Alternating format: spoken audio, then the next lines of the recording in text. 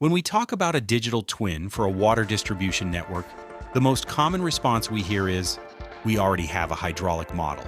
And it's a fair answer. But a digital twin doesn't aim to replace it. It takes it one step further. Today I'll show you, with a small network and real data, where the difference lies, and why it's not a comparison, it's an evolution. To keep this concrete, we'll use this network. It's small on purpose, an elevated tank at 120 meters of elevation, a 300-millimeter main pipe running 2 kilometers down to the sector, a pressure-reducing valve, a PRV, set to deliver 35 meters downstream, and a hydraulic sector of about 1,500 service connections, residential, with its morning and evening demand peaks. This network already has a hydraulic model, built in EpiNet, calibrated with field campaigns. It reproduces the behavior of the sector with very low error. It's a good model. The hydraulic model is the photograph of the system. It's a representation of how the network behaves under specific conditions, historical data, measurements from a campaign, technical assumptions about demand, and like every photograph, it captures one instant in great detail. Look at the chart. The model says the pressure downstream of the PRV holds steady at 35 meters for 24 hours straight, because the set point is 35 meters and the model assumes the valve holds it. With this snapshot, the engineer can answer extremely valuable questions. What would happen if I raise the set point 2 meters? What would happen if I replace this pipe segment with a larger diameter? What if I connect a new development here? The model was designed to answer what if. It's excellent for that. The digital twin is the film of the system in motion. It takes that same physical structure and connects it with sensors, with telemetry, with SCADA, with real-time data. Look at what happens at this point, at the PRV.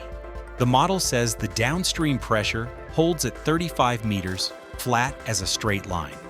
The field sensor says this. The two lines overlay almost all day. The differences are small. That's what we call a calibrated network. And here's the important difference.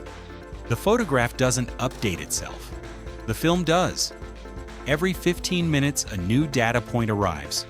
The twin compares it, assimilates it, and the film keeps rolling. The twin doesn't answer what if. It answers something different. What is happening right now? And what decision can I make?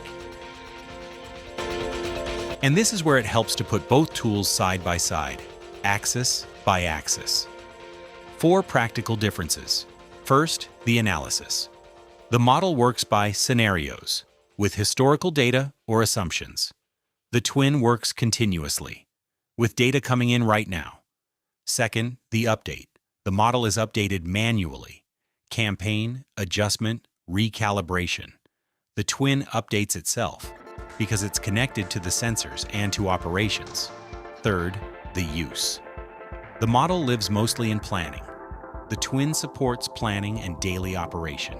And fourth, the most important one for anyone making investment decisions, value over time. The model, if you don't refresh it, becomes outdated and loses value. The twin learns from the real system, so value grows. And that fourth axis deserves a moment of its own. Look at what the twin lets you do at this point. Here, during the evening peak between 18 and 21 hours, the measured pressure separates from the simulated. It drops more than 3 meters below the set point. It's not an error, it's information. It could be that demand in the sector grew. It could be that the PRV is off set point. Or most likely, looking also at the flow, it's an emerging leak. In the static model, this would show up in the next campaign. In the twin, you see it today, and you can act today. Look at this chart. On the horizontal axis, the time since you put the tool into operation. On the vertical axis, the operational value that tool delivers. The hydraulic model starts strong.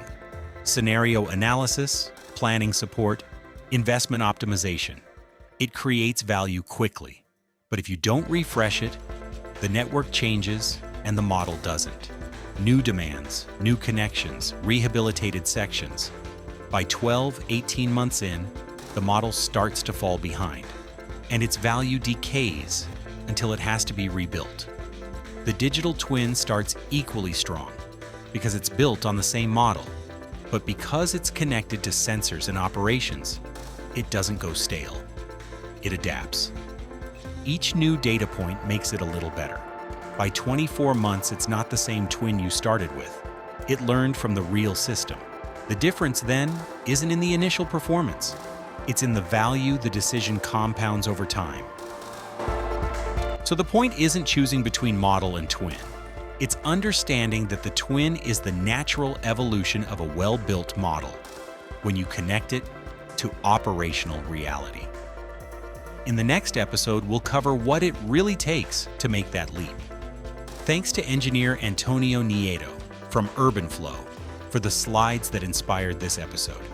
If you run a water distribution network, subscribe to Transparent Blue Water, and I'll see you in the next one.